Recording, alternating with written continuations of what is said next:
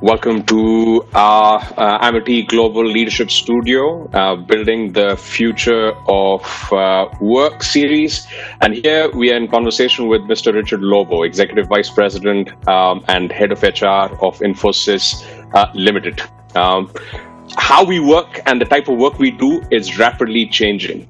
Companies are undertaking business transformations that are changing their products, services, operations, internal capabilities, and this massive change is escalating the importance of HR's role within organizations. Has the moment arrived for HR to lead organizations in navigating the future? What opportunities exist to build the future of work? These are some of the questions that we will discuss with Mr. Richard Lobo, Executive Vice President and Head Infosys HR. I thought I would just introduce Mr. Lobo. Mr. Lobo joined Infosys in 2000 and has led several people management functions during his time in the company. In his current role, he focuses on making Infosys an exceptional place to work, bringing a strong alignment of the people function with the business strategy. As a member of the company's leadership team, he is responsible for several key business initiatives in the company.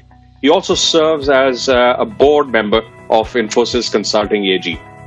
He's a frequent speaker, so some of us may have seen him in global industry forums, as well as advises academia and industry bodies on global HR trends.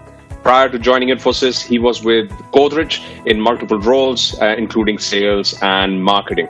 Richard holds a bachelor degree in mechanical engineering and a postgraduate diploma in management. Welcome, Richard, to Amity's Global Leadership Studio. How are you today? Thank you so much, Nitin. I'm very grateful to all of you for having me and looking forward to a very interesting discussion which will be useful to all of you. More than a pleasure. Glad to have you in spite of your busy work, Richard. As part of Amity, which has universities across the country and across the world, we are pushing thought leadership, and which is where this conversation with Richard fits in. We are talking today about trying to paint a picture over the next 57 odd minutes on what the future of work will look like. And some of the areas that we will explore are forces driving change. What does the future of leadership look like? What does the future of employee experience look like? And also trying to get to know Richard on a personal level as we go along. So let me just start off with Richard asking you your perspective on what forces do you see as important in shaping the organizations of the future? How might they impact the world of tomorrow? And are you already starting to see some of that impact? Thanks, Nitin. That is a very interesting question. And to me, more than any time in the past, I think we are at the cusp of a change. And there are clear forces which all of us can see. Not necessarily all of us articulate in the way I'm going to, but if you go back to what you are thinking about and put on your own thinking caps, you will find that largely what is shaping organizations going forward will fall in the areas of, number one, rapid changes in technology and business, and that is leading to a whole series of innovations by companies big and small, which is having an impact all around us. The digital world, the involvement of artificial intelligence, the vast number of impacts which individual customers have. So this is the first one, the impact which rapid changes to technology and business models is having a shape. The second one is, I think, there is growing realization that the impact we have on the world around us is very important. The impact businesses have on climate, the impact businesses have on people around us, the impact businesses have on the larger ecosystem is becoming increasingly important, and both companies as well as people are realizing that their larger impact of business is important and they need to focus on that.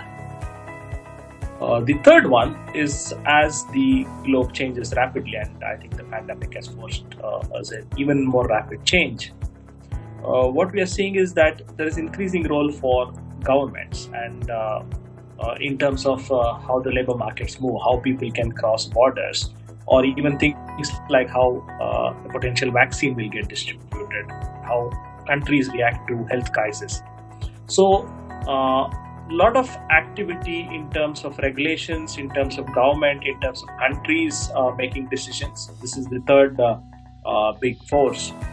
And finally, I think each of us who work in organizations or who are going to work in organizations want to work in places which are more human, where there is a greater touch, where there is room for imagination and creativity, where you are treated more as a human than as a machine, and your importance is valued. So the focus on the human at work. So largely, these four forces, of course, there could be more, because it's very difficult to foresee the future, but largely rapid changes in technology and business models, the focus on responsibility and doing business responsibly, the larger role of governments and regulatory agencies, and finally the demand from humans to be more human at work will largely shape how the future goes over the next few years, and how we respond to that will make a big difference. I'm with you. So you highlighted those four changes that are almost like, I imagine businesses acting as ships in an ocean, and these tidal waves are rocking them back and forth. I wonder if there is an anchor for businesses. I wonder what your view is on purpose as well as values. I just wanted to explore whether whether clearly defined purpose can act as an anchor for a business for driving their own future forward. What is your perspective on purpose? Is it a wishy-washy word, or is it critical?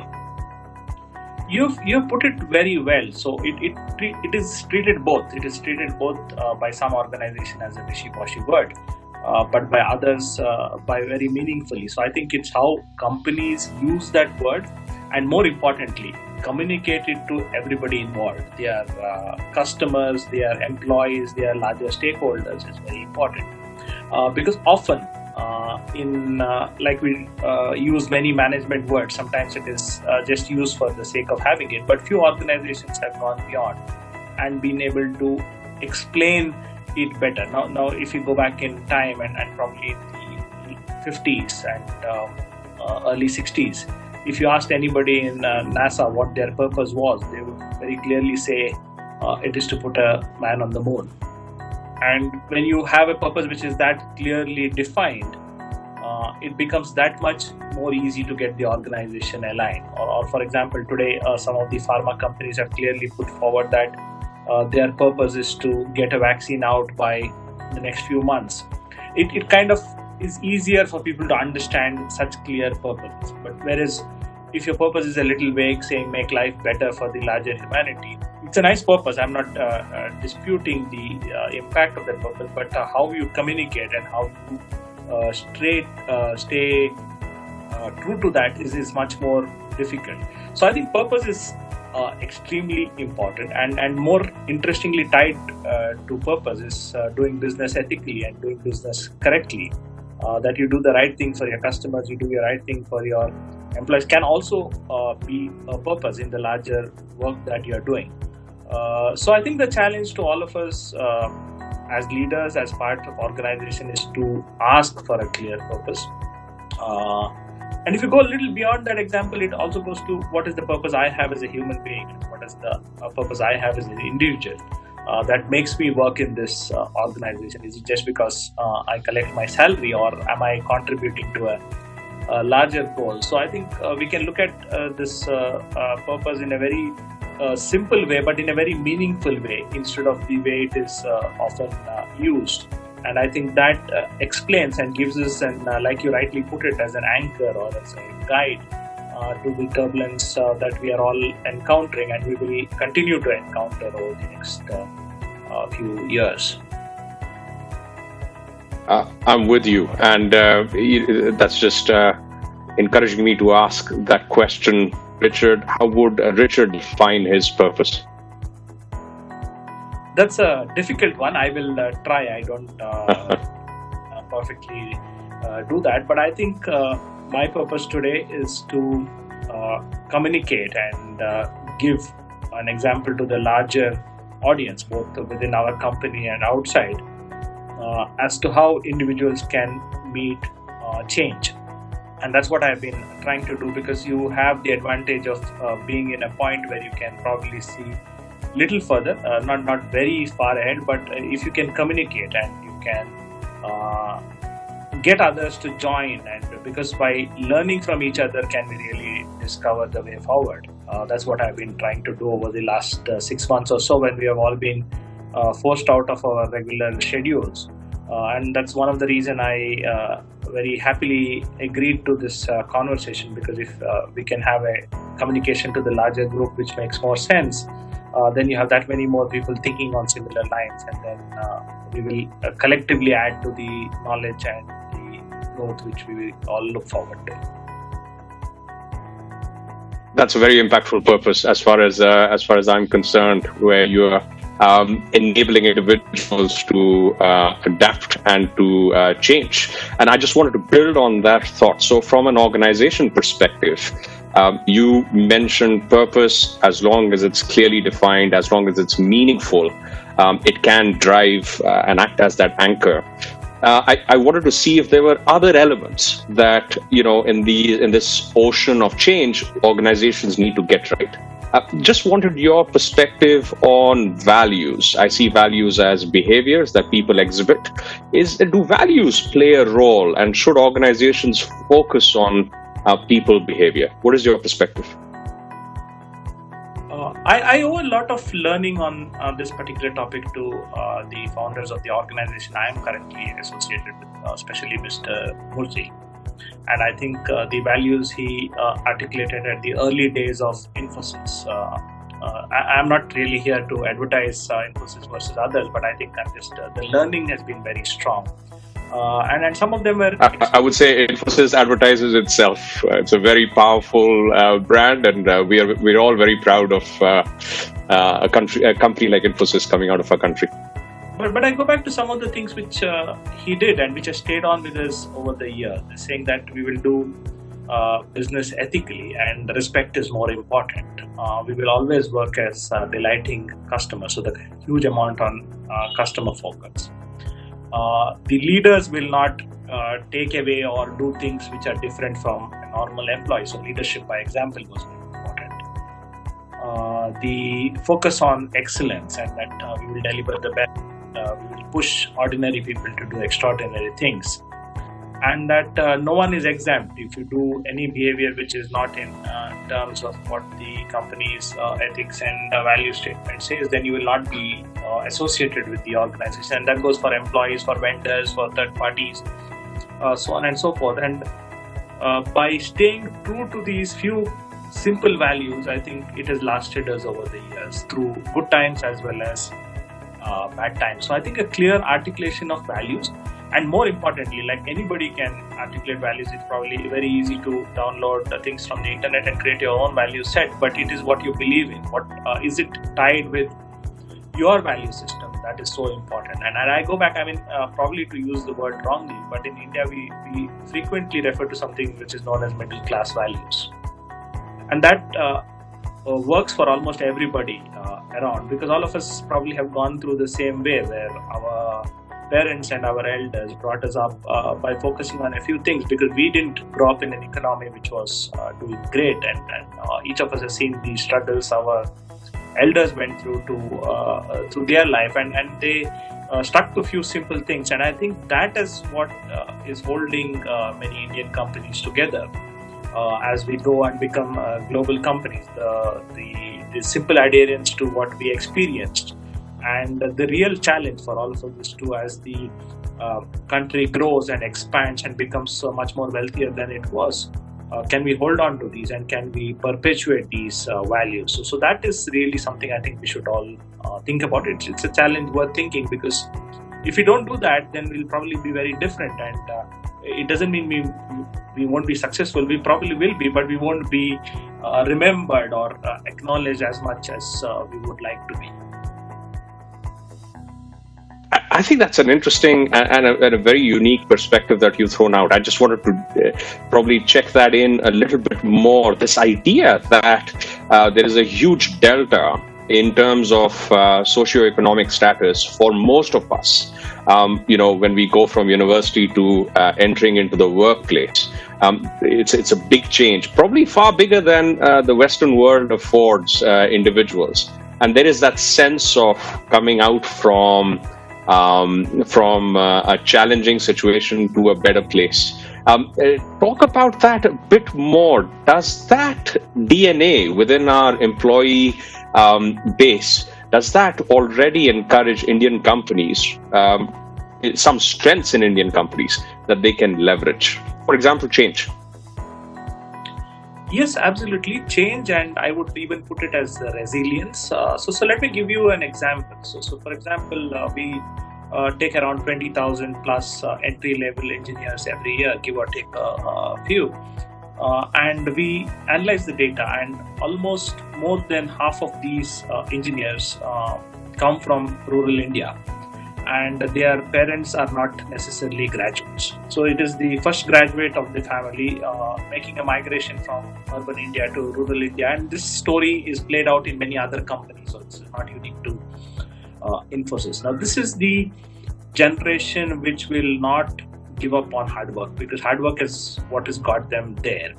And of course, they have inherent intelligence, they have inherent skills and the ability to learn. But their belief in themselves that through hard work they can succeed is what propels them in the workforce. So when you interact with this same engineer, say 5 or 10 years later in a different country, because most of them would go and work in another country, you would have seen that the same belief and the ability to do things has got them there. They may not necessarily be the most polished or totally accomplished, because it does take a bit of urban schooling and experience to get there. But in terms of their work ethic and in terms of what they drive value, you can see that. And that is what contributed a great deal to India's success, especially in the services economy, is the sheer contribution from each of these individuals. Now, if you note that we have not really made a huge dramatic difference in terms of products or other manufacturing goods, probably that's a problem we need to think about. But if you really look at the success story of the services industry, it is the contribution from each of these individuals which has been the success. And clients respect what they bring to the table. They respect their work, and they give more business to companies and to them. And it's no discounting, because otherwise we wouldn't be where we are in this story. Now, if you can translate the same learning to other industries like manufacturing or healthcare or others, I think this is where the real challenge and chance of success is. I'm with you. So there are inherent values that our workforce is already bringing in.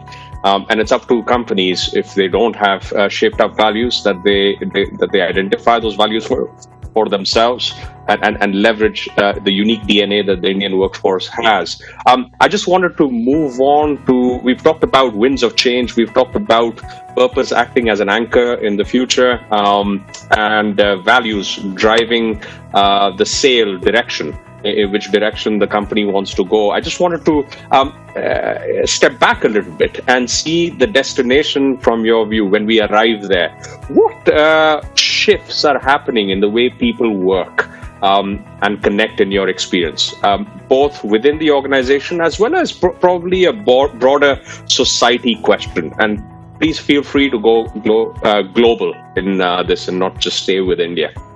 Oh, thank you. I think we need to move from India to the larger one. So I think I'll definitely look at the larger piece. Now let's look at 3 dimensions which are important when you talk about the future of work. The first, of course, is work itself. And I think over the last 10 years, the sheer advancements in technology, the impact of the work inventions, the impact of artificial intelligence, the impact of the ingenuity which people have done in terms of building things on various platforms, the apps, the collaborations which individuals are having with each other or with machines. We are seeing that for a long time the work was more like very routine, and you became a part of something called as a factory, and now you're migrated to becoming very important as individuals, in fact becoming a craftsman. So I think the entire dimension of work across the world has changed, and it doesn't mean that the old kind of work has gone away. That is very much there, but there is a lot of focus and a lot of value being given to the new kind of work.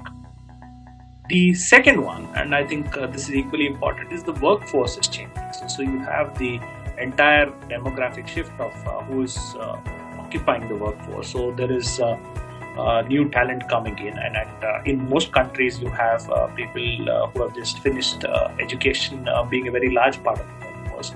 There is openness to taking work which is not full-time. So the entire gig economy or the entire part-time economy is just blooming across the world, which opens avenues to a lot of people to do other things.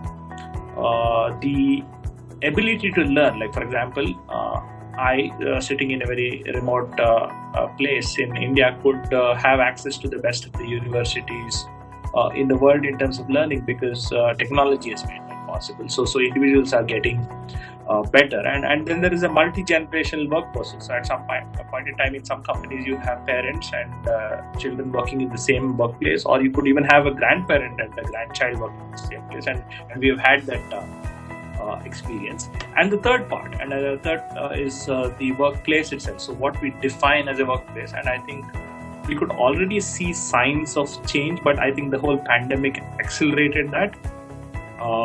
We suddenly realized that workplace doesn't mean a place you go to.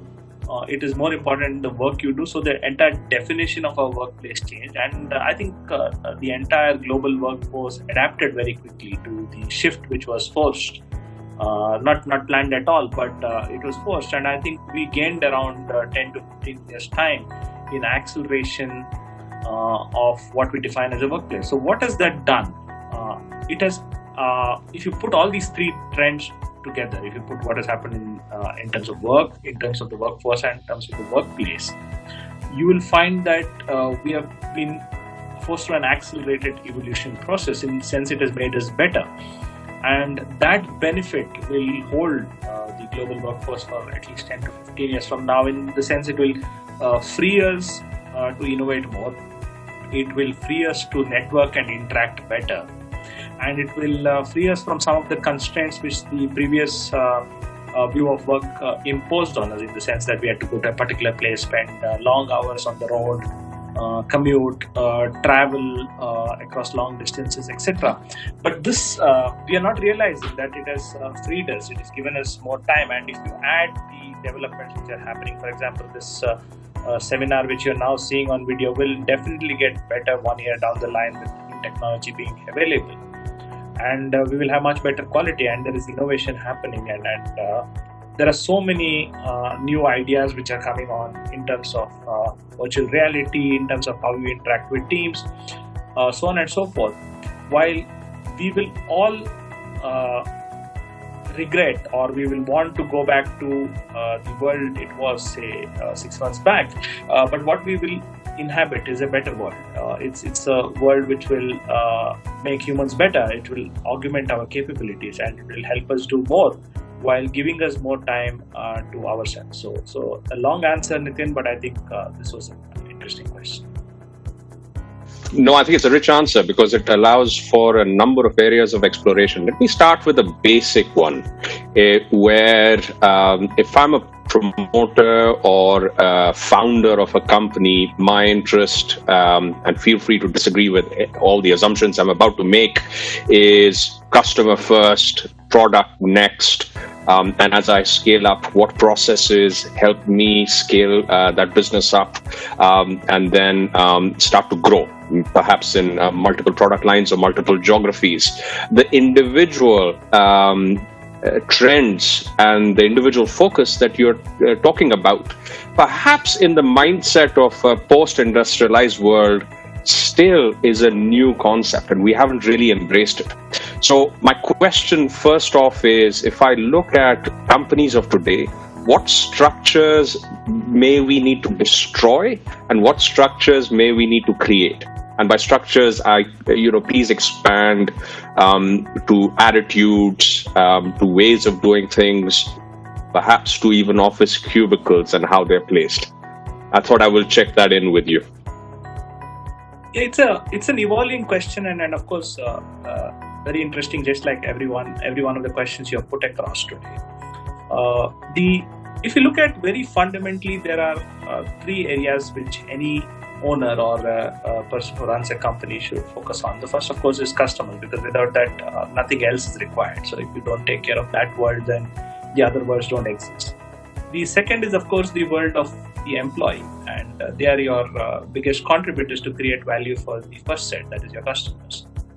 The third one is, of course, which people forget, is that we all operate in a larger ecosystem, and in the sense that we inhabit a world and we deliver an impact, and that is the third one. So if you balance these three, is what we have to do, and it is not a trade-off. It is you cannot lose focus on any of these three, because all are equally important. Like if you do not have products which customers want, or they do not service a need which they have, or you don't give them a great experience, then they will go elsewhere, or you will get replaced by some other product.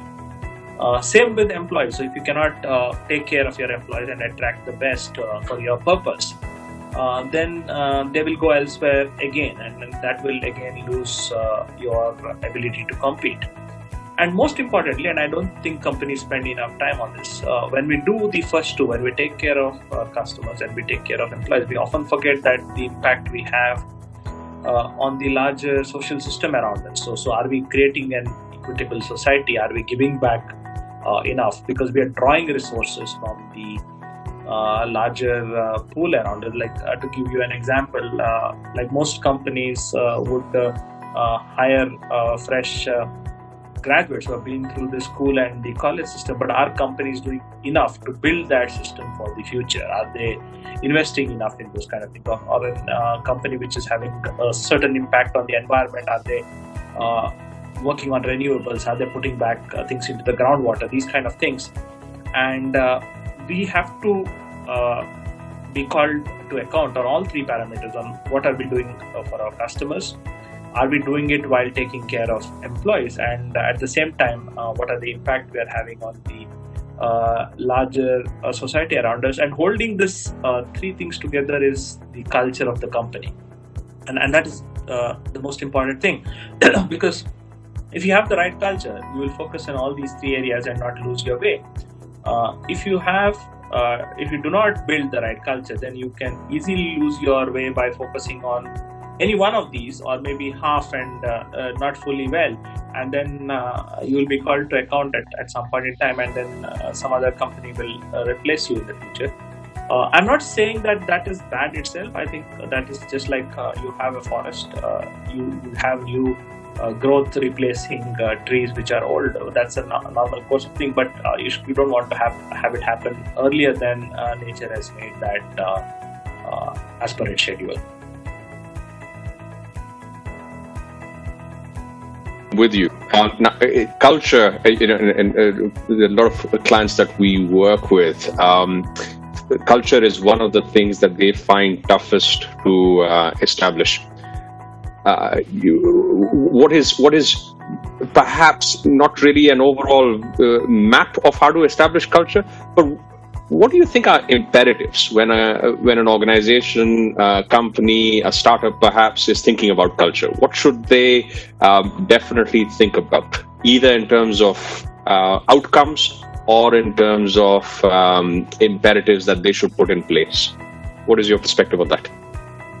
That's a good question. I would again go back to what we discussed, to keep the trend of thought and the chain of thought. So it again starts with having the clear purpose.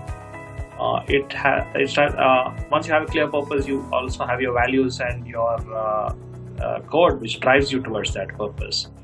And more importantly, it is more like a gardener who goes around weeding the garden all the time, and then you take out the weeds and you allow the plants to flourish, you allow the nutrients to go into the soil. Bad example, but it something like that which you keep doing to ensure that you don't get lost. And lastly, I think it helps to have an outsider perspective. All of us who work in organizations should need to listen to the outside view. We don't necessarily have to agree with the outside view, but I think listening is a very important part, because somewhere your shareholders or your well-wishers, or I would even say your ill-wishers, will point out certain things which you need to correct. And it takes a lot of courage to listen to the outside world and learn from that. And by doing that, you sustain your culture, because culture is not static. It is something which you need to build, something you need to evolve as you go along, and things change, and you have to always question, am I in the right direction, and make changes as you need as you go along. So this is how you build. It's not a very complex thing, but you need to have your heart in the right place to do it. And many companies get it right. It's not that examples are few. There are enough examples where companies have got it right, but they sometimes lose their way too. But it's okay. I think it's a question of course correction. It's just like you lose your way and you come back. It's fine. So this is how you build a culture for the long term. There could be alternate views, but this is what I could think of. No, I personally love the tree example. I've been sticking with the ship example for some reason. But yes, you're heading towards a port. That is your purpose. The engine is your culture and values, and the wind direction is all the trends that are shaping us. That is an example too. Like, for example, if you read through the history of the discovery of India, the sea route, etc., you can see several examples of what you spoke about in the voyages of the people who tried and the people who did not succeed, as well as the people who succeeded. The purpose was clear. There are different ways and different routes, but they had to do all these things correctly to finally find what they were looking for. You're right, and I think that's an interesting point. I just wanted to build on that now, to continue this idea that you've got the purpose right, you've got the engine right, or to use your analogy, you prepare the soil right with culture and values. Things can still go wrong, and I just wanted to shift us towards thinking about the idea of reducing risk in the business. What is your advice on reducing risk? How have you seen risk being reduced and yet growth happening? I'm not an expert on risk, but I will try and give you an answer based on our experiences at Infosys. Now, there are two kinds of risk to me. The one is risk which you cannot foresee, which is large global things which happen, which you just cannot see. Like, for example, nobody one day before could foresee what is going to happen on September 11th. 8 to 9 months, none of us could foresee that 2020 would be a very different year from 2019, and many of us were busy with making plans. So these are risks which you cannot foresee, and you have to take them as they come, in the sense that you need to have a few things going. You need to have the right organization, you need to have resilience, you need to have enough knowledge and learning, and the ability to take quick decisions. So basically an agile organization which reacts very quickly to the forces of change which it meets. So this is a total unknown. The second is, of course, the risk which you can avoid and control is the known risk, your financials, your investment decisions. And there it is easier to control, because it is more a question of allowing data to speak for itself rather than people making impulsive decisions, being ready to decline an opportunity because you foresee your data shows that it's not the right one to go, and also taking some very prudent measures, like, for example, maintaining a healthy cash balance, keeping your debt equity ratio at a reasonable level, and so on and so forth. So this is the controllable risk. So if you do well on the controllable risk, you can always meet the ones which you do not foresee by just having better organization culture in terms of how resilient you are and how will you meet it. Now, this doesn't mean that it works every time. There will be shocks which are simply too large and which you might need to take provisions. But some of the things which has happened in this current situation, you're seeing governments come in and help out companies in the short term. So some of these things, larger things will happen because in the larger interests of the global growth model, I think governments are also prepared to intervene. So if you can handle the risks you can control, you can handle the events which you cannot foresee, and then probably come back stronger. It also helps if you have a diversified business model, that you're not dependent on only one particular generation of revenue. But then if you are an airline, what will you really do? So you have some of these challenges. So that's where we are on terms of risk. But just like in any other situation, I think doing well on ones you control helps you to prepare to the ones you cannot.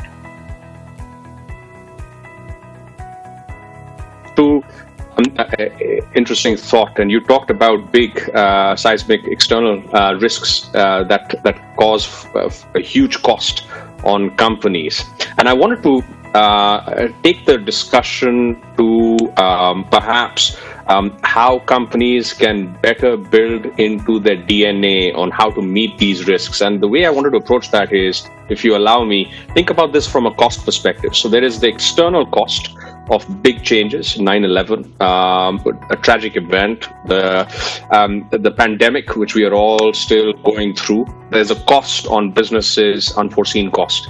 There is also just going back to that sense of how a company approaches its own business model. There's a self-imposed cost that a company has, whether it be old business models or bureaucracy or ways of doing things. If I was to ask you to weigh these two costs, the external risk cost as well as the internal cost, which one do you think is more important and much more urgent to deal with? I would again put it as the internal one is more important to deal with, because that is something which you can control. The external one is not something which is within your purview. Like, for example, you would notice that when times are good, most companies add up things to the organization, which we often refer to as the organization cholesterol, which inhibits progress. And you have a lot of people with fancy designations and whose chief output is PowerPoint slides. But you can, in a difficult situation, you find that you can live without many of these things.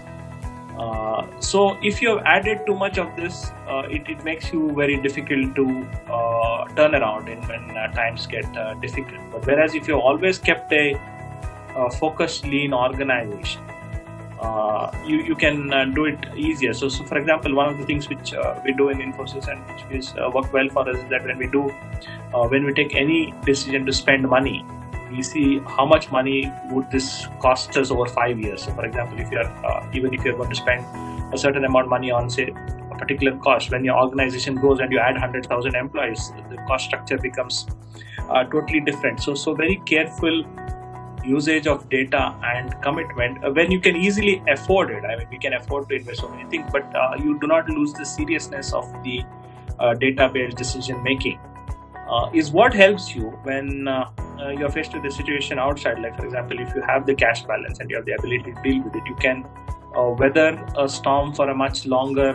I mean, same thing as a household. Like you're faced with a hurricane and you have stocks versus somebody else who hasn't bothered to keep it. So sometimes these lessons are very minor, and I think all of us remember the story of the ant and the grasshopper. So it's no different from that. The ant spent the summer working very hard, and the grasshopper idled away, and when winter came, you know which one survived. So I think it's no different. Some of these stories have larger meanings than we think they have. That's very well put. So in times of peace, prepare yourself for something bad that might happen. I just wanted to build on that a little bit more. So if you think of organizations, how can they prepare for those tough times? You gave one example of thinking about a long-term perspective for any project. Are there any other things that they should keep in mind? Well, I think Absolutely. I think you have to invest in two key parts of your organization, on the customer side and on the employee side. Let's talk for the employee side for a change. And this is something which we do not realize that we need to invest on. How much learning do we put value in? Are we creating a company of lifelong learning? Are we training people for things which might be needed in future rather than what they're doing now? Are we investing in an individual so that they have a longer career span with the organization than just a few years? Are we investing in the kind of office space or the kind of technical equipment which we give them? So this investment in the employee is the first part.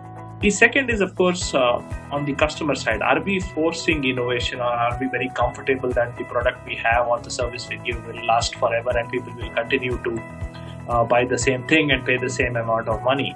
How much are we putting into innovation, or are we just calling R&D as just a nice to have department where very little money goes into? Are we prepared to disrupt our business model and to see what something else could happen? Are we experimenting with the startup world to see what is the new trends which would totally make us irrelevant today? So these two things are, I think, the responsibility of leaders to force investment in both these areas. Because if you don't, there is somebody else out there in the world who's doing it, and they might succeed, they may not succeed, but you're no longer having control over it. You just ceded the control to somebody else, and that's not a good place to be in, because then you become a follower, and followers don't necessarily do well in today's situation, whereas the time span is much more constrained than it was. So I think this is what will help us deal with these situations. Continues to focus on the employee and the customer, and invest when you can versus waiting to do it when you're forced to do it. I'm with you. And just to check in with you on building that, as well as adding a few thoughts, I've purposely put in some binary stimulus, either or. So feel free to reject my binary stimulus and go beyond. I'm talking about changes that may happen, or your preference actually, as the head of HR of one of the largest organizations here in India. Should we be enabling performance or managing performance? What's your quick perspective? Enabling performance, absolutely, because I think what we have learned and what we do is a fairly stupid idea of doing things that you allow a person to work for a year and then go and tell them how they've done. It's pointless. You should look at what he's going to do in the next 1 year, or what he or she is going to do, and enable them to do that, rather than come back a year later and say, oh, you did very well or you did not do well. I think the entire one has to shift. So enabling, no doubt. Right. And does that, just building on that, does that mean this idea of job descriptions has reached its time and we should move on to something else which is more flexible and a larger contract? Many things which we do, I think, have reached the end of their time, just like the office spaces and cubicles have reached the end of their time. I think we now have to look at things what will hold for the future. So your job is what your customer wants you to do in the future, rather than what you hold, because what you hold is a very internal one, which probably sounds nice and looks good, but that's not really what will get you to tomorrow. And tomorrow your job description should be, I do what the customer wants to do, and we could keep it very dynamic, that it could change. I'm not saying we don't need job description, but I think we should keep them much more dynamic and much more flexible. I'm with you. Just stretching that a little bit more from an employee perspective, job, success at job, building capability of employees, or well-being focused, which one would you prefer? I would put well-being as a larger context. Well-being is both you as a physically, and well-being as you as your ability to contribute, your ability to do well, your ability to learn. So well-being is a larger holistic one to me, which encompasses your skills, your health, as well as your learning. And I think that keeps you going for a much longer duration. So I've seen people who have spent many years in the corporate world still going very fine and fit, even after they have moved out of the corporate world, whereas many others are very tired at an early age. So I think there's a difference there. And I think you have to keep yourself alive both mentally as well as physically. I'm just going to shift away. I'm going to come back to my either-or questions. I'm really enjoying your insights here. I'm just going to shift away a little bit for a second here. If you were to imagine the new person joining your organization fresh out of university, what do you wish they had thought about, introspected, or built as capability right from preschool, school level, or university level that would enable them to be less tired when they are 40? Okay, that's a good one. I think the one single ability which they had done through school and college is, I think, using their time better. It's a very odd thing to say, but I do see people who can finish a task within a certain time frame, and some others will take longer. Is because they handle the way they approach work differently. They handle the way they solve problems differently. So they end up being very busy, and they spend they confuse busyness with accomplishment. So if they had learned in college that they could finish a project, or they could finish their studies and then also have something else to do, I'm not saying necessarily sports, it could be anything, would carry the same forward to the work world. Whereas you ideally have 8 or 9 hours which you need to spend at work. The rest is yours, but most people can't do that, and you end up spending 12 to 14 hours and say that the company is overworking me. It is not the company who's overworking you, it is you yourself who is overworking you, because you're not handling your task better. So if there's one thing which perhaps all of us could learn, is to how to handle our time more efficiently, be more stingy with the time, so that we have more time to ourselves and accomplish that much more in our life. And sorry to sound a little philosophical on this, but this I think if I had one thing they would do differently, would be this.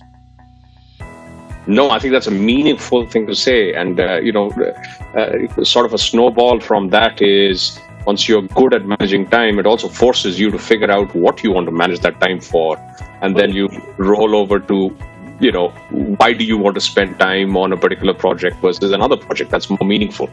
So I think the philosophical point is a strong foundational one. Sorry, you were going to say something. Also, I mean, I don't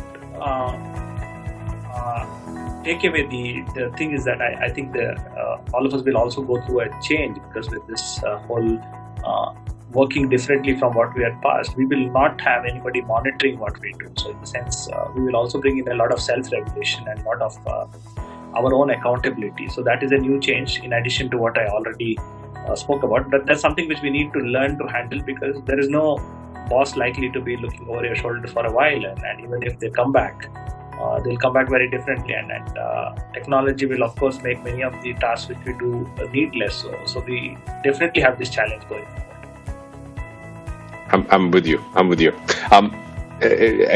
Just a couple more in my either-or series of questions. Bureaucracy or sense of control, or self-managed teams, let the teams go ahead and manage themselves? Self-managed teams, provided they are given direction to where they need to go and what they want to achieve. Because if you just have self-direction teams, you could be lucky and end up getting a very good team, but also you could also get a team which goes nowhere. So self-directed teams with adequate direction as to where they need to go or what they want to achieve is probably the right way. Definitely not bureaucracy. That's out. But yeah, self-managed team with direction. I'm with you. And here, I just wanted to explore a little bit more about how do you encourage innovation in the organizations that that you've supported or you may have observed. A very simple answer to that one. I at least the way I handle my team is allow them to fail. So I say you go ahead and try it out. If you fail, I will back you. If you succeed, then the success is all yours. There is no other way to drive innovation. Give people the power to fail, not because they didn't work hard. If you allow lazy people to fail, then you're not going anywhere. So that's not the point. The point is allow the people who are genuine, the people who want to try, allow them the permission to fail, and then they always delight you with what they accomplish. Failure, amazing. Not fail, will go nowhere. I'm with you. Diversity or similar companies or similar teams? Diversity, yes, but not for the sake of diversity. Diversity with a purpose, because they make teams better. If you just force diversity on a team, it doesn't achieve something. So you should have a larger process to create diversity because it's important, and not force it on teams. So it's a little vague answer, but I think diversity is a little larger one. You should have people around you which are diverse, and from where teams form, and then the team will automatically be diverse. Interesting. And what's your sense of this discussion on diversity within Indian companies? I know the West is burning up with that discussion right now, and we are seeing that in the news every day. There is a lot of focus on not just diversity, but making sure people of different faiths, walks of life, sexual inclination, etc., are finding a place in the organization as equal members. Where is India in that discussion? And are we behind? Is there a need to start that discussion? What do you think? I do see serious discussion. I think different companies in India are at different stages of this journey. Some are at a fairly advanced stage, and some have not realized the importance of it. We also in India, I don't think, have realized the different nuances of diversity or what it means for this country particularly. We have largely left it to the legacy of the reservation system and what happens in the public sector, and not paid enough serious attention to what we can do to make a difference. So I think I'm very happy the discussion is started, but I think the spectrum is very broad, and I think we should not just blindly follow what is happening in other countries and just follow the same path where it has very different meanings. And I think we should develop a view for ourselves in India. The most important point is, I think many companies do not know the data. They do not really know their diversity. I do not mean in terms of how many men and how many women you have, but what are your different distributions in terms of demographics, where do people come from, do they belong to a particular classification, so on and so forth. We do not know. So I think we need to get that data. We need to set clear goals as to what we want to do and enable that to happen. So if you're going to hire so many people from a certain background, then you need to have clear goals to make that happen. And then most importantly, I think we have to lead by example. There is no point in saying diversity and keeping it to the lowest parts of the organization. You need to spread it out across the organization. You need to show by example it is possible. And the interesting part, and I don't think we observe it enough, and I know people have tried collecting data. If you find that you will have diversity examples spread across companies, it's just that we do not know enough about it to make a case out of it and realize its importance. So that is where we are. But I think it's a great point to start this discussion, and I think it's important that we take it forward. I wanted to shift the discussion to understanding you, Richard, a little bit more. You've talked about, if I was to use your plant and forest analogy, how to create that forest through purpose, have a view before you even begin, the roots through the culture and values, and how do you grow through the capability that you build within the organization, as well as your perspective on risk, internal and external. What are the three things, if you were to talk about three, and I'm not going to limit you to three, that have led to your success as a leader? And these could be beliefs, or these could be values you hold dear. I'm not that interested to talk about, but I think I've been very lucky, and I would put it more to luck than anything else, that I happen to work in two great companies in India and learned a lot from the chances and opportunities which were provided to me. So I think I was lucky to start with, but of course what I did following that is that I put in the work to learn, to understand what was going on, and more importantly, use the opportunities which were provided. The other aspect is, of course, I have benefited a lot from interacting with a huge amount of people across the years I have worked, and I think I've learned a lot from every one of these interactions, especially my earlier role in the sales field as well as the current role. You do get a chance to learn from many others, and I think that has benefited. So if you really ask me, it's a result of the collaboration over years which has made this possible.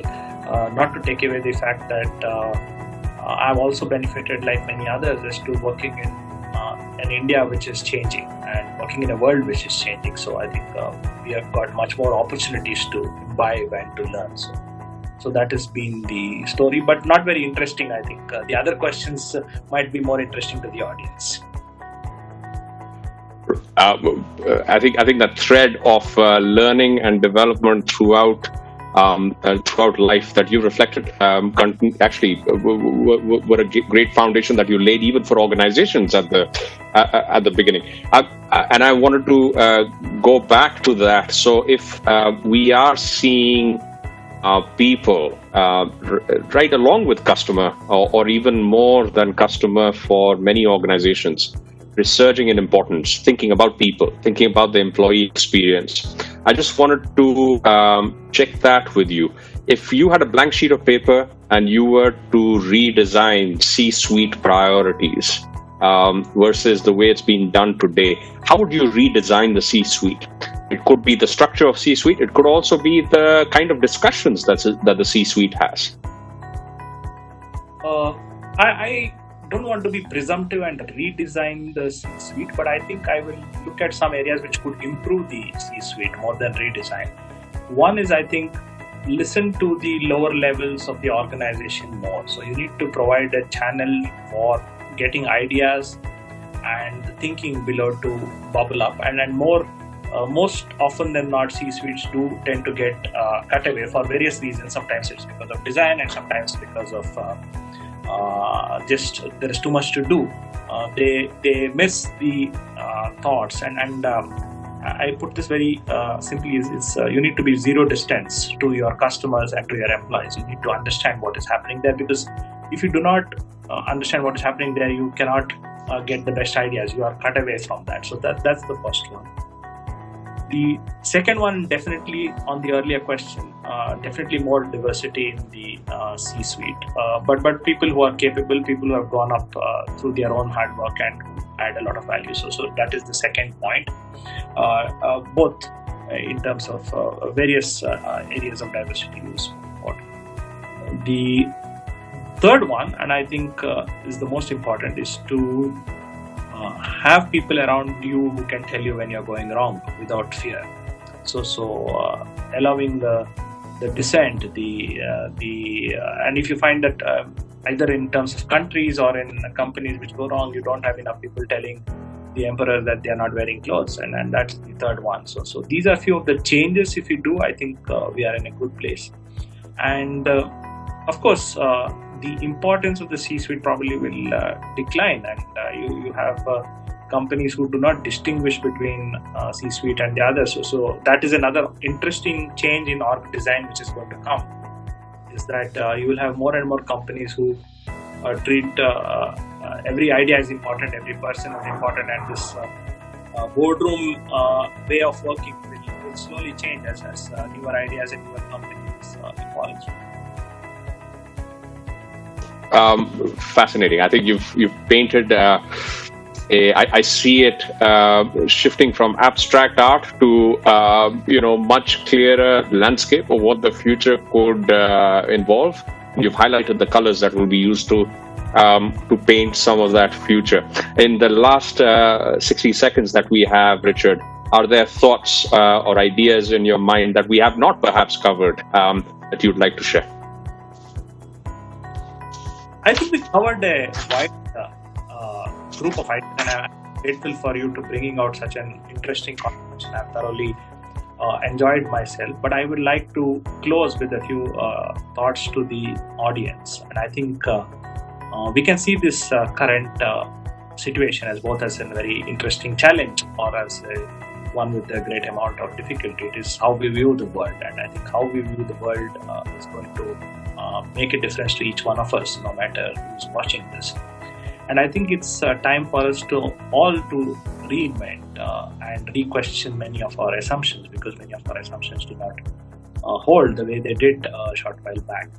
So if we look at this as a great opportunity, if we build on the learning which is available, and if we share and exchange ideas with each other, because none of us have a solution to all that we are seeing, I think we'll all contribute to make the world a much better place, a more human place. And I put it up to my team very often, we will focus on making we'll focus on the human at work and on making work more human, and that's really what we should try and do. But it has been a wonderful conversation, and I have really enjoyed myself. So I really appreciate the questions and the details and the way in which you asked. More than a pleasure, Richard, and we would like to thank you for your time. All of us here at Amity Training and Development enjoyed this conversation, learned a lot, and has probably sparked many other areas of exploration that because of time we could not get into. Richard, thank you for sharing your thoughts with us. Thank you, Nitin.